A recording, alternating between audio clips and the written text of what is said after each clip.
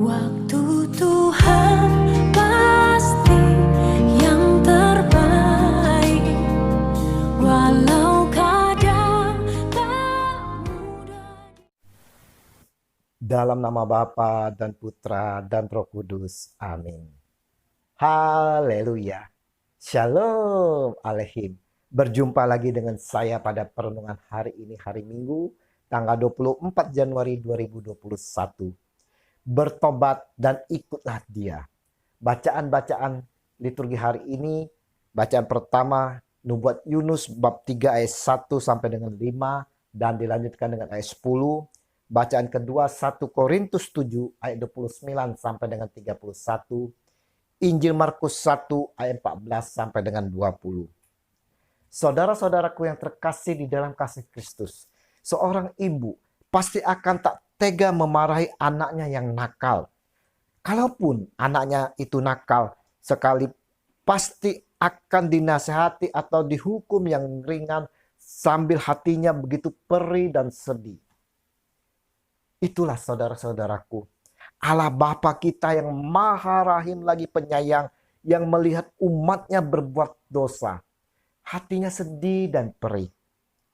Oleh karena kasihnya begitu besar, sehingga dia rela menyerahkan anaknya yang tunggal, Yesus Kristus bagi kita, agar kita tak jatuh di dalam dosa. Namun saudara-saudaraku yang terkasih di dalam kasih Kristus, ada kalanya Allah juga marah dan murka jika melihat umatnya yang degil dan selalu berbuat kejahatan dengan tidak menyesali dan bertobat. Kita dapat melihat bagaimana murka Allah terhadap bangsa Niniwe yang berbalik dari Allah dan berbuat kejahatan dan tanpa menyesal, tanpa pertobatan di dalam bacaan pertama. Allah mengutus Yunus untuk memberikan peringatan kepada bangsa Niniwe. Mulailah Yunus masuk ke dalam kota itu sehari perjalanan jauhnya, lalu berseru, 40 hari lagi, maka Niniwe akan ditunggal balikan. Yunus 3 ayat 4. Mendapat peringatan ini, orang Niniwe percaya kepada Allah. Lalu mereka mengumumkan puasa dan mereka, baik orang dewasa maupun anak-anak, mengenakan kain kabung. Yunus 3 ayat 5.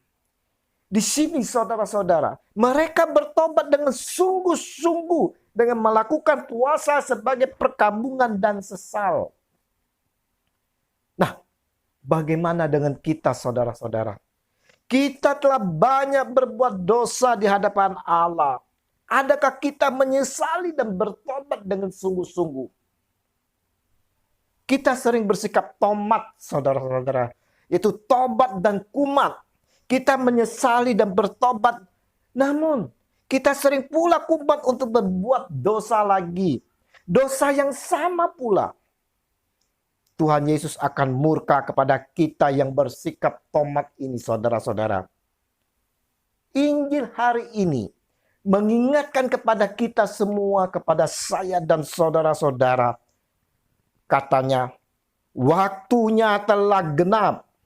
Kerajaan Allah sudah dekat. Bertobatlah dan percayalah kepada Injil. Markus 1 ayat 15. Saudara-saudaraku yang terkasih, Yesus menghendaki dari kita untuk bertobat dengan sungguh-sungguh, dengan tidak kembali pada dosa lagi. Tuhan Yesus mau kita semua setia dan taat. Tuhan Yesus mau kita mengikuti Dia. Katanya, mari ikutlah aku dan kamu akan kujadikan penjala manusia. Markus 1 ayat 17.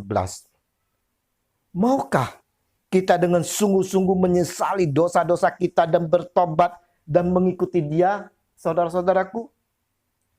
Melalui perenungan hari ini, kita diingatkan bahwa murka Allah pasti terjadi bagi mereka yang tak menyesali dosanya untuk bertobat.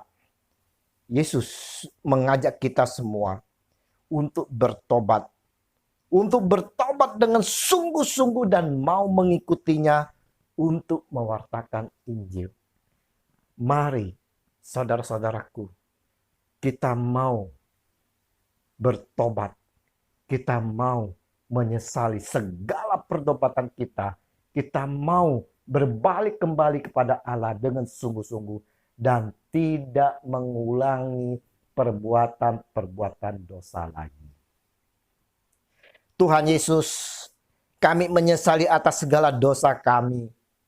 Ampunilah kami dan bimbinglah, tuntunlah kami dengan kuat kuasa Roh Kudus-Mu, agar kami dimampukan hidup di dalam pertobatan dan mampu mengikuti-Mu untuk mewartakan Injil. Amin. Dalam nama Bapa dan Putra dan Roh Kudus. Amin. Selamat berhari Minggu. Mari kita persiapkan hati bersama keluarga untuk menyambut Tuhan Yesus di dalam perjamuan Ekaristi. Dan terimalah perutusan karena kita diutus. Shalom.